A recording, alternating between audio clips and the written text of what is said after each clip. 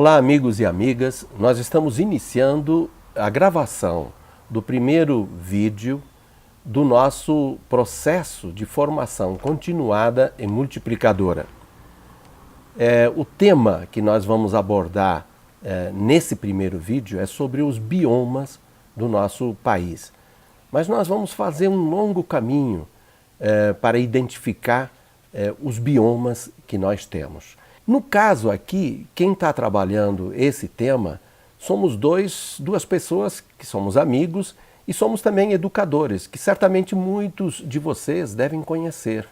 Eu, no caso, sou assessor do Fórum Mudanças Climáticas e Justiça Social, Ivo Poleto, e já tenho trabalhado em muitos outros campos do trabalho de educação popular, principalmente ligado à questão da terra. Agora, está junto comigo aqui o Marcos Arruda, e ele vai saudar vocês e também dizer onde é que ele está trabalhando nesse momento, dentro da longa história dele de educador popular. Eu me chamo Marcos Arruda, venho do Rio de Janeiro e tenho um longo caminho como economista e educador.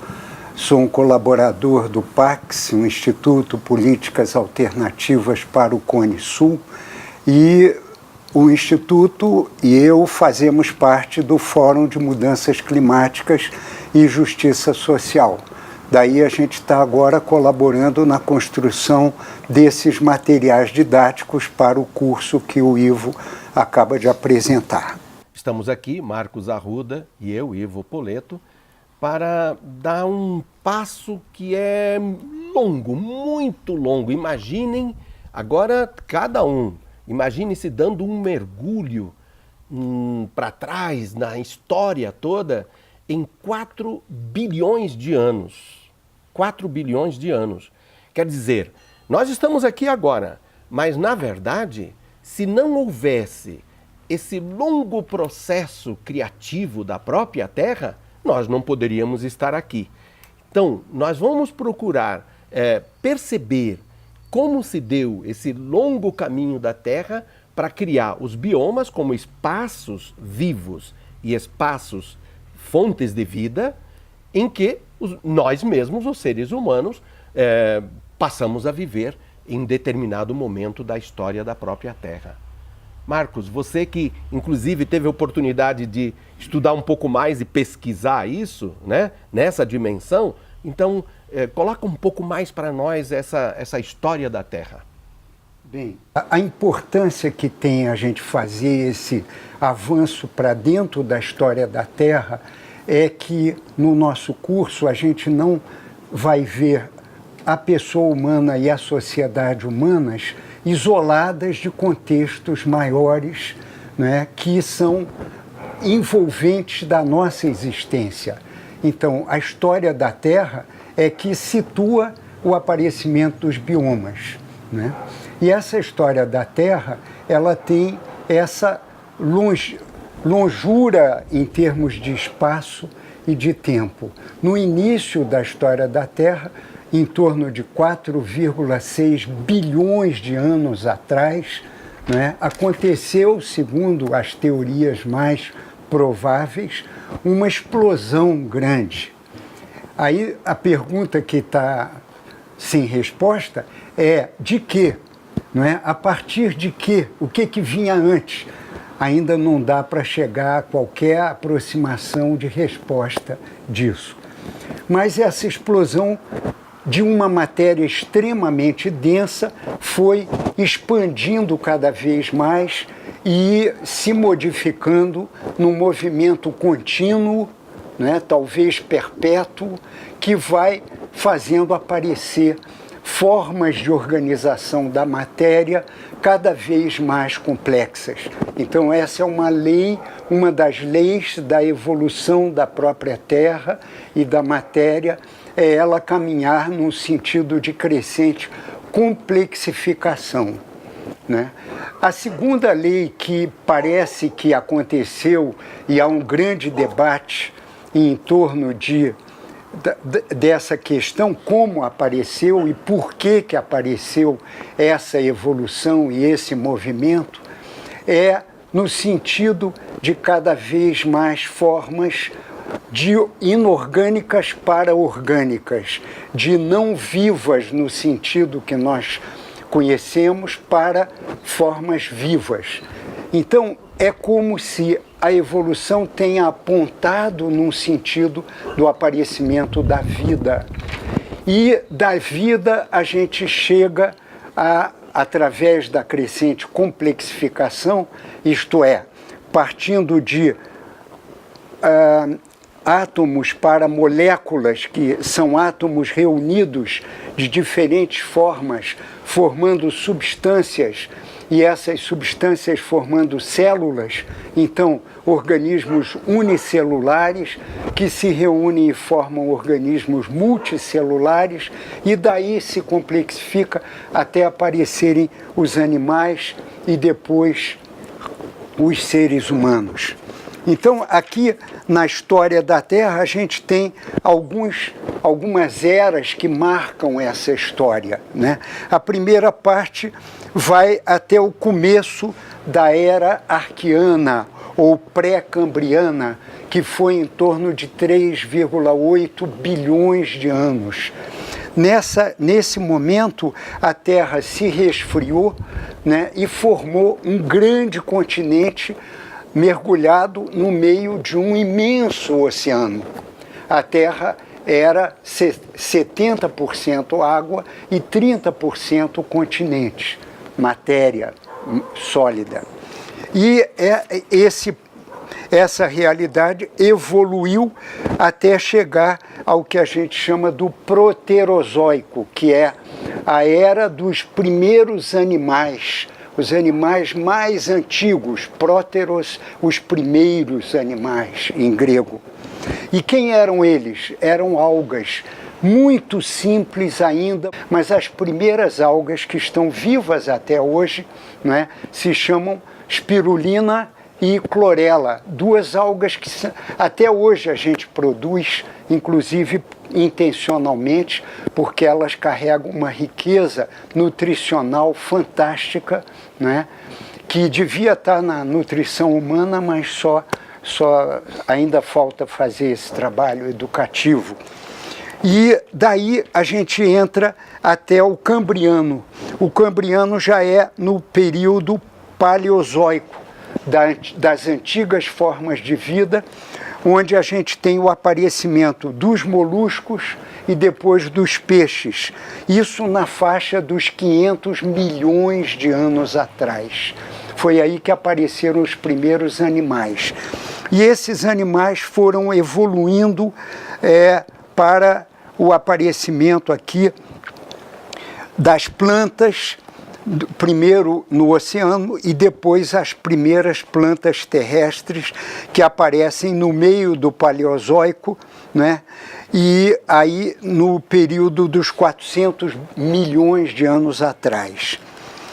O fim do período Paleozoico já tem os primeiros anfíbios e répteis. Isso aí na faixa dos 360, 280 milhões de anos atrás. Quando se conclui o Paleozoico, no período Permiano, nós temos uma descontinuidade nessa evolução e os répteis, então, começam a dar lugar a um crescimento físico muito grande e aparecem, então, os dinossauros aí pelos anos 245 milhões de anos atrás. É o começo da era Mesozoica, né? E esses dinossauros duram vários milhões de anos até o aparecimento dos primeiros mamíferos em uma pequena forma de vida mais menor e predada pelos próprios dinossauros, mas que já tinha uma complexidade maior do que os répteis, porque se reproduziam de outras maneiras, não é?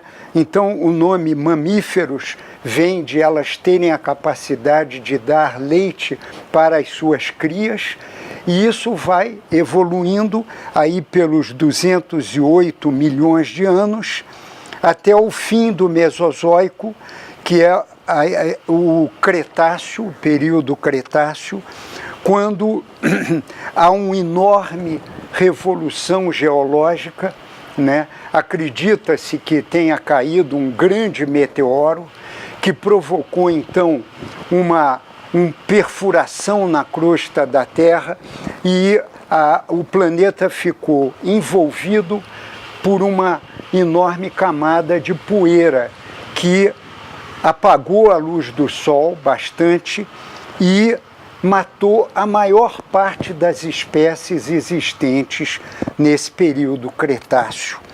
De modo que quando começa o Cenozoico, que é a era das formas novas de vida, Cenozoico, aí pelos anos 66, 60 milhões de anos atrás, desaparecem os grandes dinossauros e aparece então a predominância cada vez maior dos mamíferos. E com a evolução dos mamíferos, nós vamos dos 60 milhões de anos. Aí é importante mencionar que nessa transição do Cretáceo para o Cenozoico, a nova era, nós temos a quebra do grande continente global chamado Pangeia, né, que é a Terra toda unida. Então esse continente se rompe e começa uma migração dos continentes para se espalharem. E esse espalhamento faz com que a gente chegue até a forma de continentes que nós temos hoje. Mas observando que o movimento dos continentes continua, né? E aí nós vamos ver isso no material que a gente está produzindo, escrito. Isso que eu estou dizendo brevemente para vocês vai estar nesse material, na forma de quadros e um pouco de texto, e vocês vão poder estudar isso com mais detalhe, né? Mas o interessante, então, é ver que esses continentes já foram desenvolvendo formas diferentes de vida, biomas diferentes, né, conforme o clima, conforme a latitude, etc., de modo que nós fomos chegando cada vez mais perto dos 5 milhões de anos atrás, que é quando aparecem as primeiras formas que a gente chama de hominídeos, que são formas de vida mamíferos e que já estão ameaçando, dando primeiros sinais do aparecimento de espécies que vão desembocar no ser humano. O ser humano a gente situa mais ou menos a 1.600.000 anos atrás. Aparecem as primeiras formas de Homo, né, para depois chegarem ao Homo sapiens e depois ao Homo sapiens sapiens, que são definições de família, gênero e espécie diferentes, né, na árvore da vida. Então, para completar, eu queria só apontar para esse ponto importante, né? Há um grande debate se essa evolução que deu em seres ultracomplexos, que são os seres humanos, antecipados pelos primatas, né?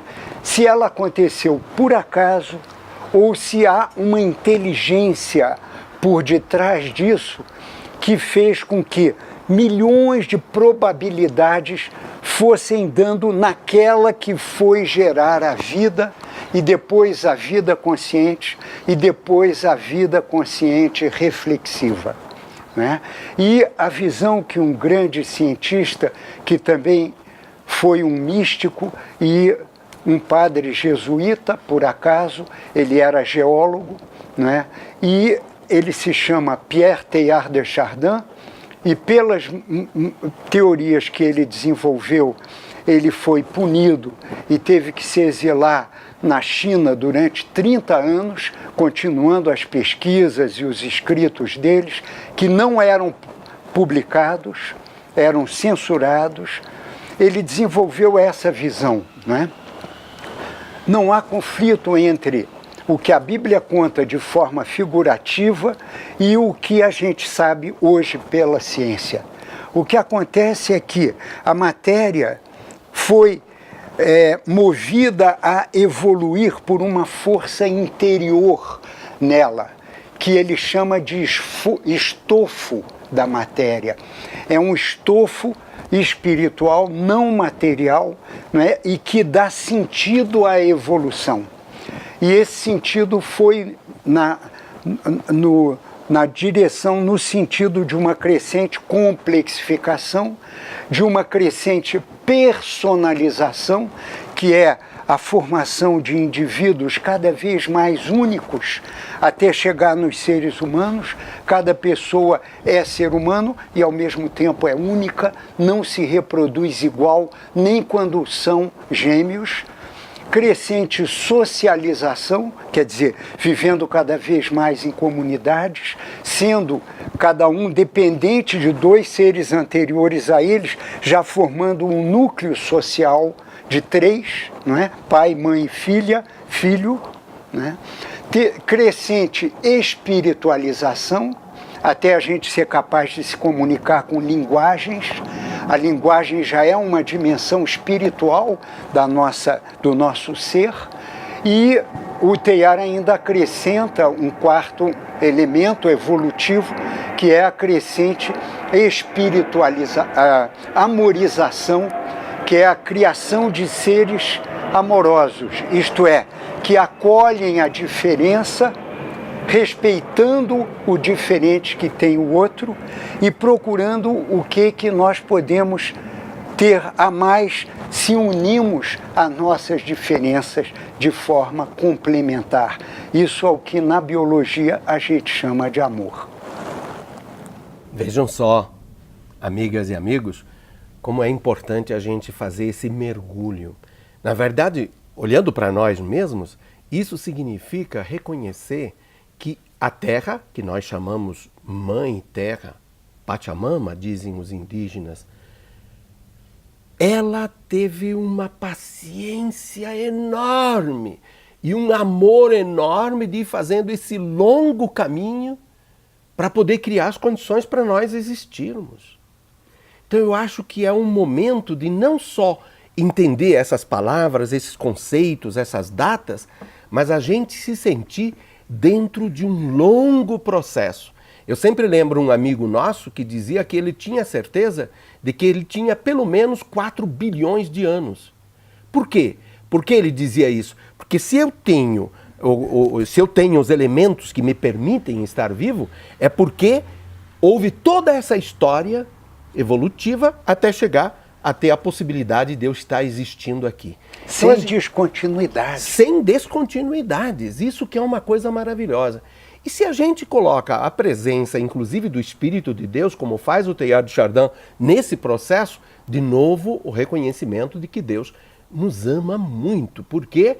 Porque ele esteve presente junto com a Terra nesse processo longo para poder criar espaços vivos, espaços onde fosse possível, inclusive, essa geração múltipla de formas de vida, que se dá nos biomas. Quer dizer, se separaram os continentes, mas dentro dos continentes você tem espaços diferentes de vida, que são os nossos biomas.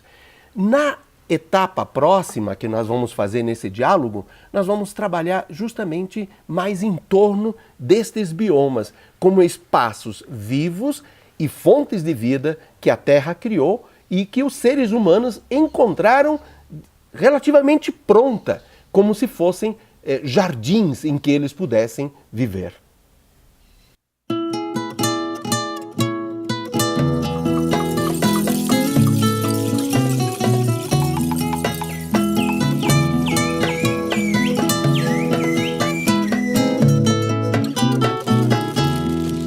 O sol que brilha todo dia exibe os dentes da alegria.